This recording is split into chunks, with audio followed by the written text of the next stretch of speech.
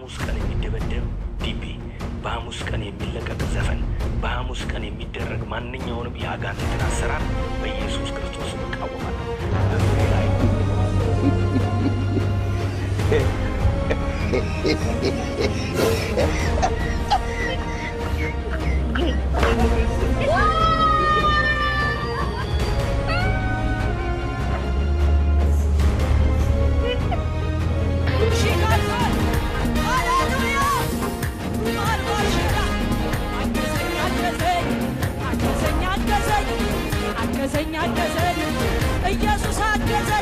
አሁን የመጥቶ ሰው ዘፈን ኃጢአት ነው አባይ ይለኛል።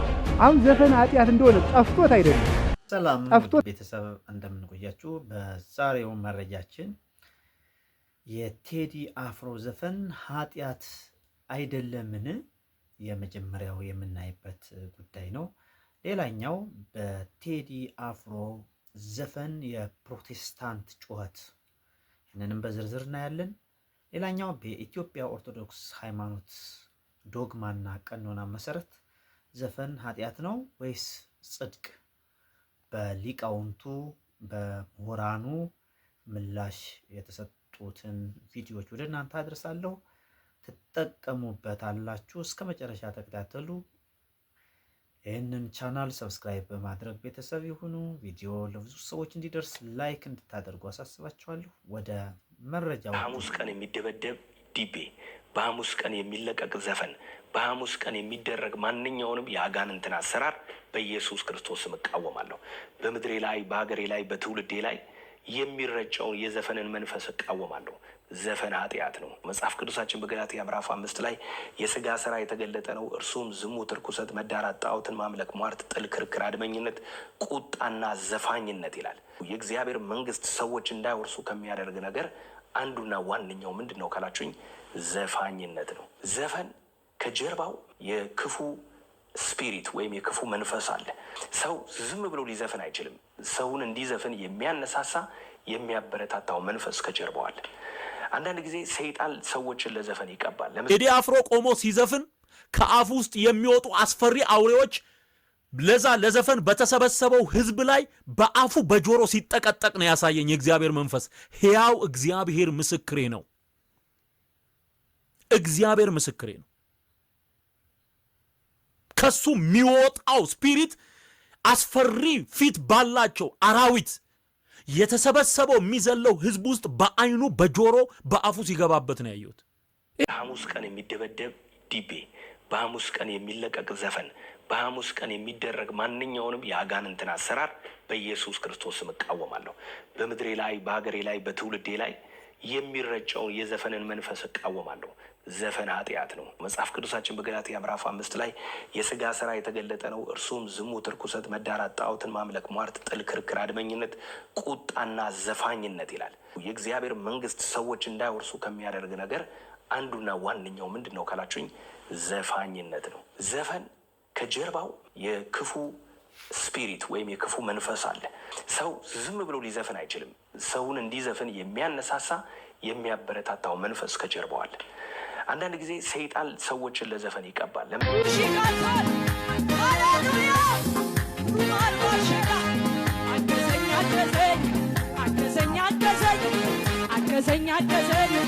ኢየሱስ አገዘኝ አገዘኝ አገዘኝ።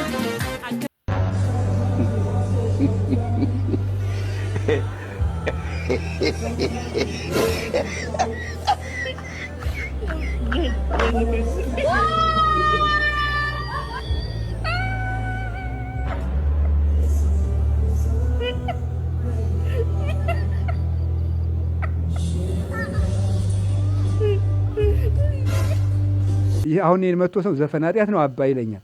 አሁን ዘፈን ኃጢአት እንደሆነ ጠፍቶት አይደለም። ጠፍቶት ሳይሆን ምን ማለት መሰላችሁ? ዘፈኑን መልቀቅ ስላልፈለገ ድንገት እየዘፈን ከእግዚአብሔርን ታገኘዋለህ የሚል አባት ባጌ ብሎ ነው እንጂ ዘፈን ኃጢአት እንደሆነ ጠፍቶት ይመስላችኋል? አልጠፋውም። መልቀቅ አንፈልግም። መላቀቅ የማንፈልገው ብዙ ልማዶቻችን አሉ። እነሱን መተው አለብን ነው። ለማይገባ ነገር ማልቀስ ማለት ለማይገቡ ነገሮች ዋጋ እንከፍላለን። እያዘን እየተከዝን እያለቀስን። አሁን የክርስቶስ ፍቅር አያስለቅሰንም። የቤተክርስቲያን መከራ አያስለቅሰንም። የመንግስተ ሰማያት ፍቅር አያስለቅሰንም። የኛና የዓለም የኛና የልማዶቻችን የኛና የጠባዮቻችን የኛና የክብራችን የኛና የዘራችን የኛና የሹመታችን ነገር ግን ያስለቅሰናል። እራት አያስበላንም፣ ምሳ አያስበላንም፣ አስኮርፎ ያሳድረናል፣ አስኮርፎ ያውለናል። እንደ ሰይጣን ነው የሚያደርግ። ዳንስ ደንሳ ምን ላድርግልኝ ሲላት የዮሐንስን መጥምቁን አንገት እንዲቆረጥ ነው ያደረገችውና ዘፈን በእግዚአብሔር ዘንድ የተጠላ የተወገዘ አግባብነት የሌለው ቤተክርስቲያንም የማትቀበለው ነውና ያንን ምክንያት መደረግ የለበትም። ምናልባት ሳያስቡበት ገብተው እዛ ውስጥ ለመውጣት ተቸግረው ከሆነ ተጸጽተው ነገ ዘማሪ ቢሆኑ። አንዳንዱ እኮ እስከ ሞት ድረስ እንደዘፈነ የሚሞታለ ንስሐ ሳይገባ። ምናልባት በምድር ላይ ልሽ ዝና ሊኖርሽ ይችላል። የአበባ ጉንጉን ስትሞቺ ሊቀርብልሽ ይችላል። ዜና ሽፋን ልታገኝ ትችላለሽ። መድፍ ሊተኮስልሽ ይችላል። ተቀባዩ ግን ማን ነው? እኔ የመጀመሪያው ዘማሪ ቢሆኑ። ቤተክርስቲያንም በዚህ ጉዳይ ላይ አልሰራችም። ዘፋኝን ዘማሪ የሚያደርግ ስራ አልሰራንም እና ቢሰራ መልካም ነው። ከዛ ውጪ ደግሞ ንስሐ የሚገቡበትን ነገር ብናመቻች መልካም ነው። እነሱም ደግሞ ለመውጣት ቢጥሩ መልካም ነው። አሁን በጣም የምናደደው በቅድስት ሥላሴ ካቴድራል መንበረ ጸባዖት ዘማሪ ቢሞት አይቀበርም፣ ዘፋኝ ቢሞት ግን በአዋጅ ይቀበራል። አዋቂዎች ቢሞቱ አይቀበሩም፣ ታዋቂዎች ግን ቢሞቱ ይቀበራሉ። ቤተክርስቲያንን ሲያሳድዱ የነበሩት ይቀበራሉ፣ ለቤተክርስቲያን ዋጋ የከፈሉት ግን መቀበር አያገኙም። እንደዚህ አይነት አካሄዶች አግባብነት የለውምና በቁማቸው ልናስተምራቸው ይገባል። አለበለዚያ ለንስሐ እንዲዘጋጁ አናድርግም። እኔም ሞቼ እንዲደረግልኛል ነው የሚለው እንጂ ዘፋኙ አግባብነት በአጥቢያው ነው መቀበር ያለበት። ምን ስለሆነ ነው ሥላሴ ካቴድራል መጥቶ የሚቀበረው? በሚገባ እንደተማራችሁ ተስፋ አድርጋለሁ። መናፍቃን ፕሮቴስታንት እባካችሁ አድቡ። የኢትዮጵያ ኦርቶዶክስ ተዋሕዶ ቤተክርስቲያን ዘፈን ኃጢአት አይደለም ብላ አታውቅም። ዘፈን ጽድቅ ነው ብላ አታውቅም። ለወደፊትም አትልም። 4 ነጥብ። ዘፈን ኃጢአት ነው። ነገር ግን አንድ ጥያቄ መጠየቅ ፈልጋለሁ። በእናንተ ቸርች ውስጥ ያለው በመዝሙር ስም ያለው ዘፈን ነው። ከዘፈንም አልፎ ጭፈራ ነው። ከጭፈራም አልፎ መዳራትና ዝሙት ነው። ይልቁንም እሱን ስራ ብታቆሙ መልካም ነው። ቸርች ውስጥ ሕፃናትን እየደፈራችሁ ግብረ ሰዶም እየፈጸማችሁ የአባወራ ምሽቶችን እየደፈራችሁ ያላችሁ እናንተ ናችሁ። ይህ ስራ ሁሉ ይህ ተግባር አስጸያፊ ተግባር በመናፍቃን ዘንድ በፕሮቴስታንቱ ቸርች ውስጥ ነው ያለው።